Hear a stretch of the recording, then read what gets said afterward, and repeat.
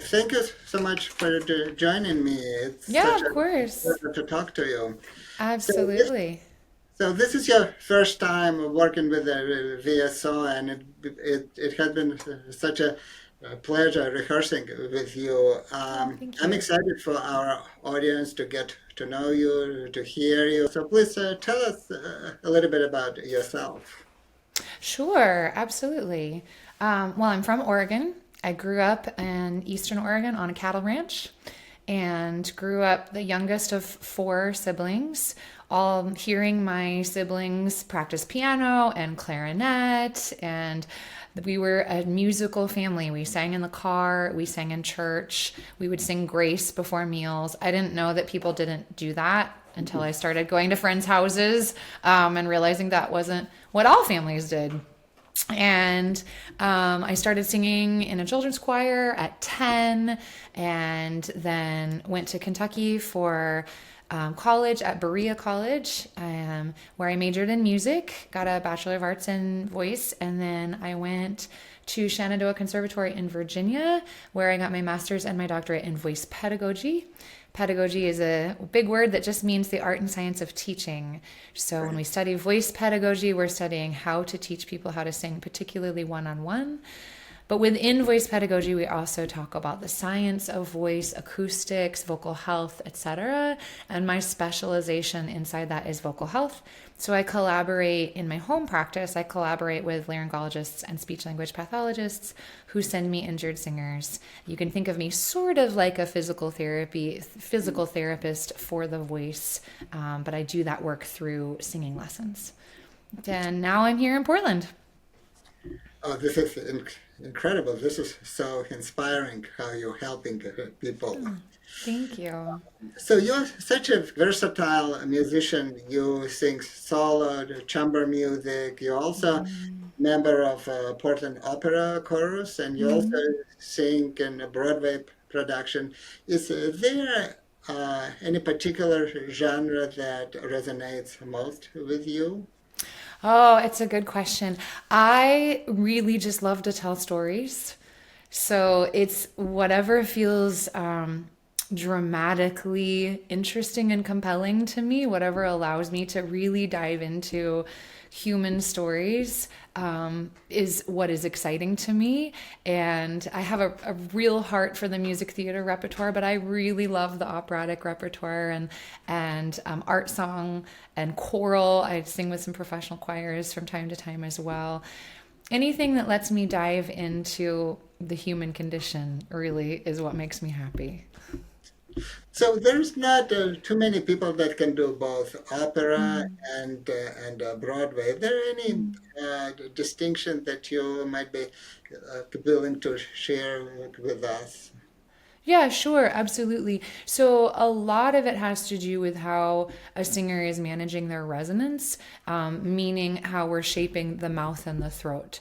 That's not all of it, but it's a lot of it. So one of the ways that we might think about it is if I'm singing classically, like the Mozart that you and I are doing on the program coming up, I'm shaping my mouth and throat like an inverted megaphone. I have a really big, huge open space in the back of my throat with a little bit more rounded lip opening.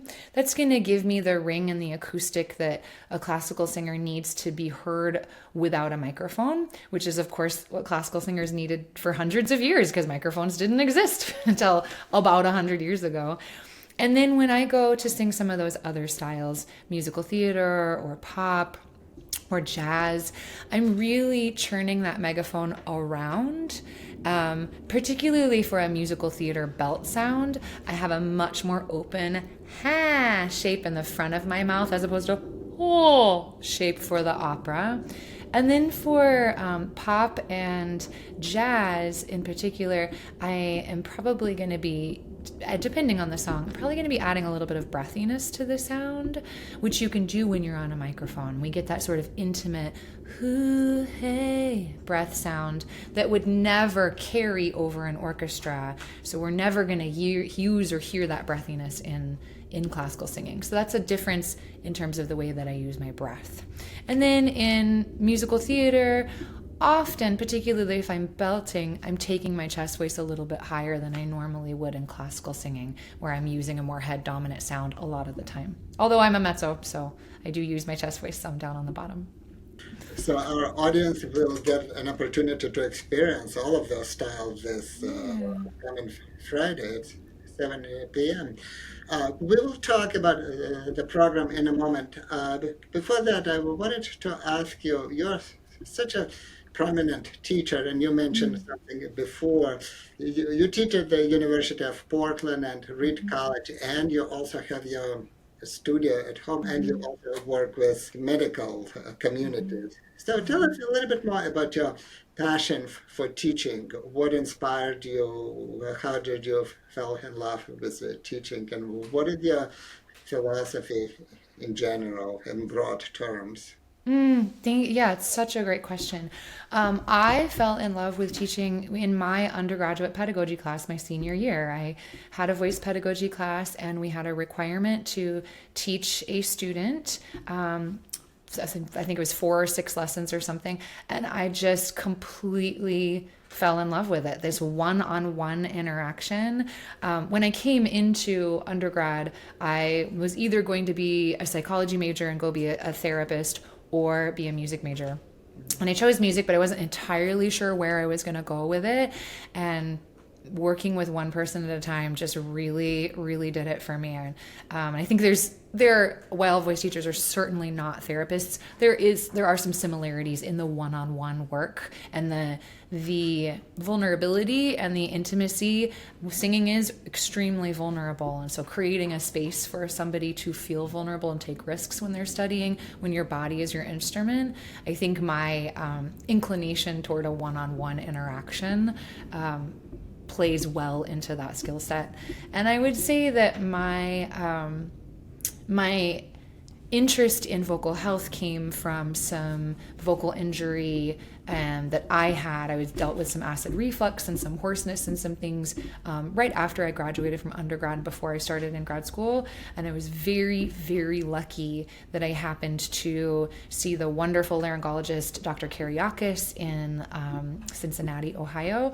And then I did some voice therapy with a speech language pathologist there named Dr. Wendy Laborn, who ended up being on my dissertation committee for my doctorate later, who is one of our really great practitioners in voice care in the nation right now. So that was just super lucky for me. And doing that voice therapy myself was so interesting and so exciting. So that really informed all of my research and my specialization in my master's and my doctorate.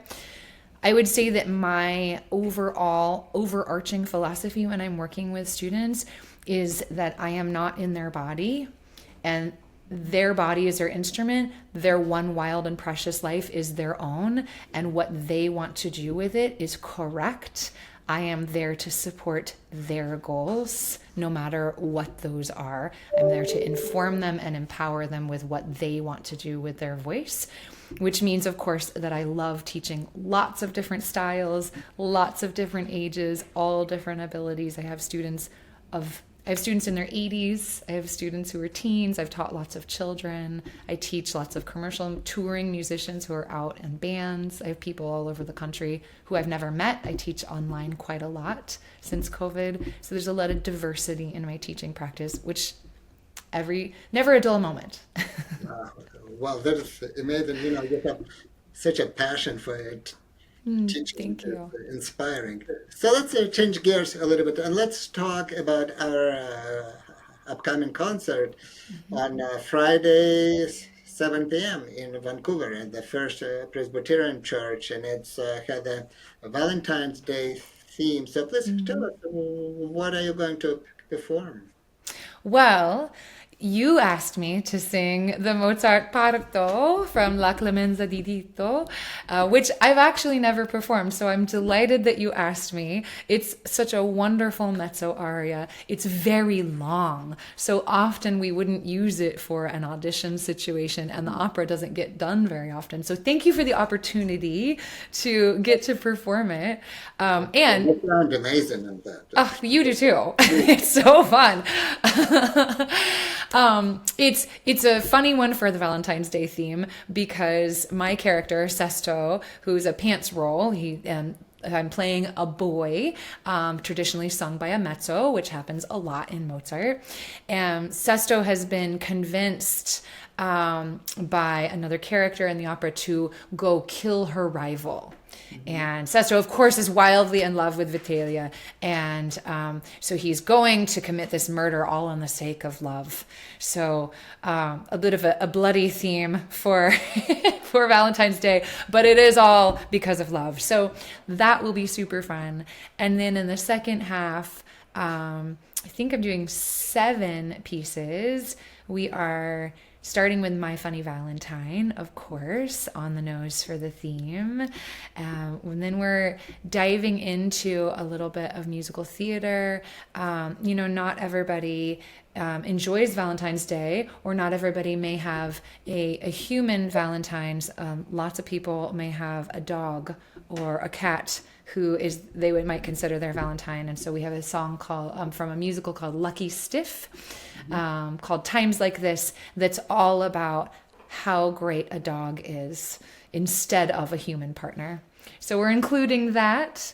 We have, in honor of the recent Bob Dylan film, and of course in honor of the Valentine's Day theme, I'm singing Make You Feel My Love, which was covered by Adele famously.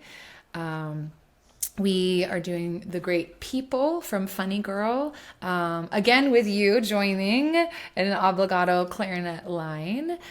There's another musical theater piece from a musical theater song cycle by Pasek and Paul, who are the composers who also wrote Dear Evan Hansen. And it's a bit of a palate cleanser for those who maybe just don't like Valentine's Day at all. So I'll leave it at that. We'll let that song be a bit of a surprise. And then we're doing the wonderful Our Love Is Here to Stay as a closer. So I feel like I might have forgotten something in there, but a wide variety. Yeah. So in addition to you and me, there's going to be other fantastic musicians participating. Our pianist, of course, Dr. Michael Liu, principal flutist Rachel Rencher, and assistant principal cello Jonah Thomas. So this is going to be a very exciting concert. And Sarah, thanks again for agreeing to participate in the concert and to talk to me. We are so excited. Oh, it's my pleasure. And it's been such a pleasure working with both Jonah and Michael. They have, Jonah in particular, has done an incredible job. They've taken, oh, I know the song I forgot, Here Comes the Sun, the Yo-Yo Ma and James Taylor arrangement that actually has a cello line for Jonah. All of the other songs, Jonah has created a cello line out of nothing. He and Michael have basically arranged these songs, and it's been such a treat to get to do it with cello. So I really have enjoyed them taking the time to create something a little above and beyond for all of these songs. Fantastic. Well, it's going to be exciting. I hope our audience will enjoy it as well. And thank you again. See Okay. you soon. We'll see you on Friday.